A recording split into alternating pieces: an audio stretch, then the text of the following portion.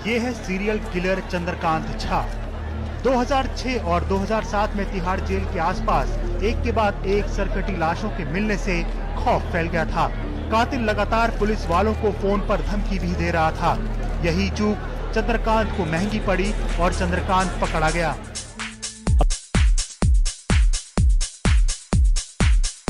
दो बर्बर हत्याकांड में बड़ी सजा पा चुके दिल्ली के सीरियल किलर चंद्रकांत झा के एक और जुर्म का आज हिसाब होना है।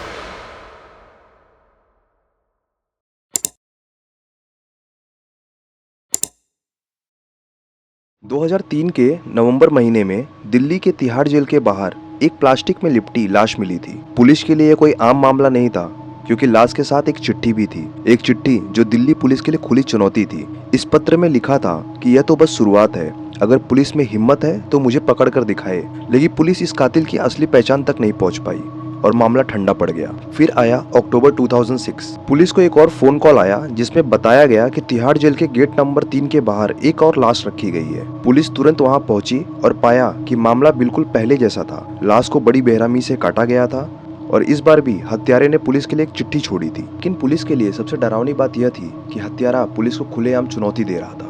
वो पुलिस से डरता नहीं था, बल्कि उसे चिढ़ा रहा था। इसके बाद 18 मई 2007 को तीसरी लाश मिली। तिहाड़ जेल के गेट नंबर 3 के पास फिर से वही खौफनाक मंजर था। अब तक पुलिस समझ चुकी थी कि यह कोई सीरियल किलर है जो तिहाड़ जेल के बाहर लाशें फेंक कर अपना संदेश देना चाहता है। लेकिन असली सवाल यह था कि यह कातिल है कौन। Let's talk about this case. Let's dive more deeper into the case of Chandrakant Jha.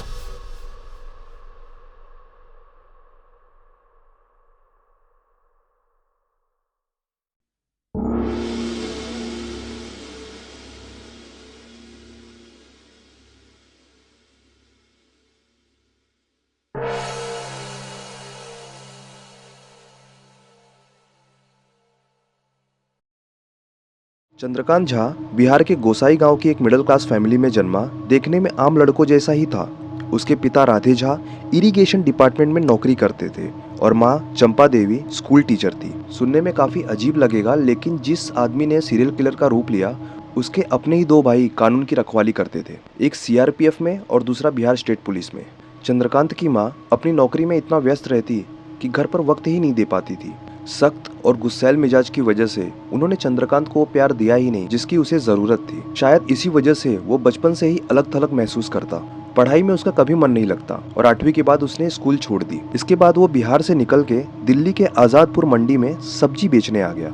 लेकिन चंद्रकांत जैसा इंसान गलत चीजों को सहन नहीं कर पाता था, चाहे वो कितनी भी छोटी क्यों ना हो। मंडी में पंडित नाम का एक सुपरवाइजर था जो दुकानदारों से जबरन भारी रकम वसूलता था। चंद्रकांत को ये बिल्कुल बर्दाश्त नहीं हुआ। एक दिन दोनों में झगड़ा इतना बढ़ा कि गुस्से में आकर चंद्रकांत ने तेज धार वाले चाकू से पंडित का हाथ ही काट दिया। घबराया हुआ पंडित सीधा पुलिस के पास पहुंचा और चंद्रकांत के खिलाफ केस दर्ज कराई। नतीजा, उसे अगले 3 साल तक जेल में गुजारने पड़े। लेकिन असली कहानी तो यहाँ से शुरू होती है। जेल में उसकी मुलाकात बलविंदर सिंह नाम के कांस्टेबल से हुई, जिसने उसकी जिंदगी और भी जहन्नुम बना दी थी। बलवीर उसे रोज कैदियों के सामने पीटता, यहाँ तक कि उसे अपमानित करने के लिए उसके कपड़े भी उतरवा देता सबके सामने। इस टॉर्चर ने चंद्रकांत को अंदर से तोड़ दिया। जेल से निकलने के बाद वो पूरी तरह से बदल चुका था। अब वो सिर्फ एक ही चीजों के बारे में सोचता, सिस्टम और पुलिस से बदला। जेल से बाहर आने के बाद वो यूपी बिहार से आने वाले लोगों को छोटी मोटी नौकरियां दिलाने लगा, जैसे तिहाड़ी मजदूरी, किसी को खुद के साथ सब्जी मंडी पे रखना, इस तरह। पर चंद्रकांत हमेशा उनकी नौकरियां लगवाने से पहले उनसे बहुत सारी चीजें क्लियर करता, जैसे दारू या नॉनवेज का सेवन ना करना, झूठ ना बोलना, क्योंकि ये चीजें सुनने में भले ही छोटी हो, लेकिन चंद्रकांत इसको इजीली लेट गो नहीं करता था। और अगर कोई ऐसी बातों को छुपाने की कोशिश करता और अगर बाद में चंद्रकांत को पता चलता तो उसे और भी अच्छा नहीं लगता, क्योंकि इन सब से ऊपर चंद्रकांत को झूठ बोलने वाले लोग बिल्कुल पसंद नहीं थे। ऐसे ही उसने एक शेखर नाम के शख्स को नौकरी दिलवाई थी, पर कुछ महीने बाद पता चला कि वो शराब पीता था। इस पे जब चंद्रकांत ने उसे पूछा तो उसने हंसते हुए जवाब दिया कि हाँ, कभी कभी हो जाता है, पर रोज नहीं। चंद्रकांत को इस पे बहुत गुस्सा आया। उसने कहा कि मैं तुम्हें इस बात की सजा दूंगा। शेखर ने इस बात को इतना सीरियसली नहीं लिया और मजाक मजाक में ये भी कह दिया कि चंद्रकांत, तुम मुझे कोई भी सजा दे सकते हो। पर उसी दिन चंद्रकांत ने शेखर का गला रेत कर उसे उसके ही घर में मार डाला। और लाश देखने के बाद चंद्रकांत को जरा गिल्ट नहीं हुआ, बल्कि उसे एक वर्क ऑफ आर्ट लगा। चंद्रकांत ने लाश की फोटो ली और फोटो लेने के बाद शेखर की बॉडी को सीवेज ड्रेन में डिस्ट्रॉय कर दिया, जिससे कभी उस बॉडी को कोई ढूंढ ही ना पाए। उसके बाद उसने उमेश नाम के आदमी को मार दिया, जिसकी नौकरी उसने खुद ही लगवाई थी।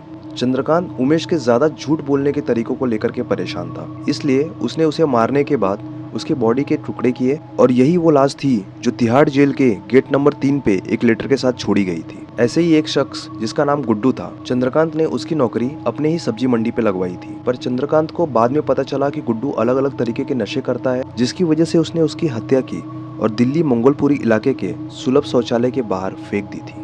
उसके बाद वो 2 से 3 सालों के लिए काफी शांत हो गया। फिर उसने एक और मर्डर किया। ईयर 2007 में उसने बिहार से एक उपेंद्र नाम के शख्स को टिकट करके उसे दिल्ली बुलाया काम के सिलसिले में, लेकिन बाद में पता चला कि वो उसकी बेटी के दोस्त के साथ शादी करना चाहता है और उसका अफेयर चल रहा है। ये बात जब चंद्रकांत को पता चली तो उसने ये करने से उपेंद्र को मना कर दिया, क्योंकि उपेंद्र का कास्ट उसके बेटी के दोस्त से नीचे की थी और ये शादी वैसे भी मुमकिन नहीं थी, क्योंकि यूपी बिहार में कास्ट सिस्टम आज भी बहुत ज्यादा पीक पे है। उस वक्त ये समाज सोसाइटी के लिए ज्यादा मायने तो रखती ही थी। इस बात पे गुस्सा होकर चंद्रकांत ने उपेंद्र को अपने घर बुलाया और उसे वही मार दिया। उपेंद्र को मारने के बाद चंद्रकांत ने बहुत शांति से सबसे पहले खाना खाया और खाते वक्त वो उस लाश को घूरे जा रहा था। उसने खाना खाने के बाद बहुत शांति से बर्तन धोए, अपने किचन को साफ किया और फिर उपेंद्र की बॉडी को टुकड़े टुकड़े करके 30 हजारी कोट और मंगोलपुरी के इलाके में फेंक दिया। इस इंसिडेंट के जस्ट कुछ महीने बाद इन मई 2007 चंद्रकांत ने एक और हत्या को अंजाम दिया। इस बार यह हत्या उसके दोस्त दिलीप की थी। चंद्रकांत ने दिलीप की हत्या सिर्फ इस वजह से की थी कि उसने खाना खा के नॉनवेज की थाली उसके किचन पे ऐसे ही छोड़ दी थी। ये सारे मर्डर्स जो हम बात कर रहे हैं वो पब्लिक डोमेन पे अवेलेबल है और अगर चंद्रकांत के गांव वालों से पूछी जाए तो उसने और भी ऐसे मर्डर किए हैं जिसके बारे में पुलिस को आज तक पता ही नहीं चला है। अगर आप गौर करेंगे तो चंद्रकांत के केस में सबसे डरावनी बात यह है कि हर कत्ल की वजह कोई बहुत बड़ी दुश्मनी नहीं थी,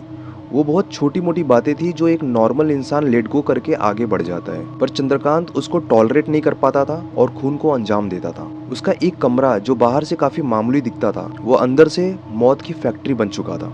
उसने वहाँ न जाने कितनी हत्याएं की, कितनी सारी फोटो खींची और हैरानी की बात तो यह है कि उन्हीं के सामने बैठकर वो खाना भी खाता था। ये हरकतें उसकी साइकोपैथिक मानसिकता को साफ दिखाती है। चंद्रकांत सिर्फ लोगों का ही नहीं बल्कि पूरे जस्टिस सिस्टम का मजाक उड़ा रहा था। उसे यकीन था कि पुलिस उसे कभी पकड़ नहीं पाएगी। उसका ओवर कॉन्फिडेंस सही भी साबित हुआ, क्योंकि जब उसका केस कोर्ट में गया तो पुलिस की एक बड़ी लापरवाही की वजह से उसे जमानत मिल गई। हत्या की जगह से एक खून में सना हुआ लेटर मिला था, लेकिन पुलिस ने उसे सील नहीं किया। वह बस एक अफसर से दूसरे अफसर तक घूमता रहा, यहाँ तक कि फॉरेंसिक टीम के पास भी वह खुले में भेज दिया गया था। नतीजा, कोर्ट में वो लेटर सबूत ही नहीं माना गया और चंद्रकांत को जमानत मिल गई। लेकिन पुलिस इस बार सतर्क थी। उन्होंने अपने आखिरी पीड़ित दिलीप मंडल के ब्लड सैंपल के आधार पर दोबारा अपील की। इस बार अदालत ने पुलिस की अर्जी मंजूर की और चंद्रकांत पर 7 हत्याओं का मुकदमा चलाया गया। 5 फरवरी 2013 को लोअर कोर्ट ने चंद्रकांत को फांसी की सजा सुनाई, लेकिन जब मामला ऊपरी अदालत में गया तो यह फांसी की सजा उम्र कैद में बदल गई। अब वही चंद्रकांत तिहाड़ जेल में सड़ रहा है, जहां उसने कभी लाशें फेंककर पुलिस को चुनौती देने की कोशिश की थी। 16 अगस्त 2023, 15 साल जेल में काटने के बाद 16 अगस्त 2023 को चंद्रकांत को 90 दिनों के लिए पैरोल पे रिहा किया गया। उसने कोर्ट को कहा कि वो 5 बेटियों का पिता है और वह अपनी सबसे बड़ी बेटी के लिए योग्य वर, योग्य दूल्हा ढूंढना चाहता है, जिसके लिए उसे बाहर जाना पड़ेगा। हालांकि पुलिस ने उस पर सख्त नजर रखी, क्योंकि कोई नहीं चाहता था कि वो एक और खून करे। पैरोल पे जेल से बाहर आने के बाद चंद्रकांत पुलिस को चकमा देकर दिल्ली से हमेशा के लिए भागना चाहता था, ये सोच के कि वो फिर कभी दिल्ली नहीं आएगा। पर क्राइम ब्रांच ने उसे फिर पकड़ लिया। ये कॉट इसी साल जनवरी 2025 में हुई। क्राइम ब्रांच ने जब उसे पकड़ा था तो चंद्रकांत अपने रिलेटिव के घर पे अपने बच्चों के साथ हलवा खा रहा था और अब चंद्रकांत तिहाड़ जेल में ही है, पुलिस की सख्त निगरानी के बीच। इस केस से साफ समझ आता है कि मेंटल हेल्थ इश्यूज सिर्फ रिच और मिडिल क्लास लोगों के लिए नहीं है। गरीबी और कठिन परिस्थितियों में भी पले बढ़े लोग इस बीमारी से जूझ सकते हैं। अगर वक्त रहते इन समस्याओं को ठीक ना किया जाए तो एक और चंद्रकांत झा पैदा होने में देर नहीं लगेगी। यहीं पे ये केस समाप्त होता है। गाइज, अगर आपको ट्रू क्राइम डॉक्यूमेंट्री देखना पसंद है तो प्लीज़ हमें सब्सक्राइब कीजिए, बिकॉज हम यहाँ वही बनाते हैं। अगर आप कोई केस रिकमेंड करना चाहते हैं तो हमारे दिए गए ईमेल आईडी पे मेल कर सकते हैं या फिर नीचे दिए गए कमेंट सेक्शन में कमेंट करके बता सकते हैं। आज के लिए सिर्फ इतना ही। Thank you for watching. Bye bye.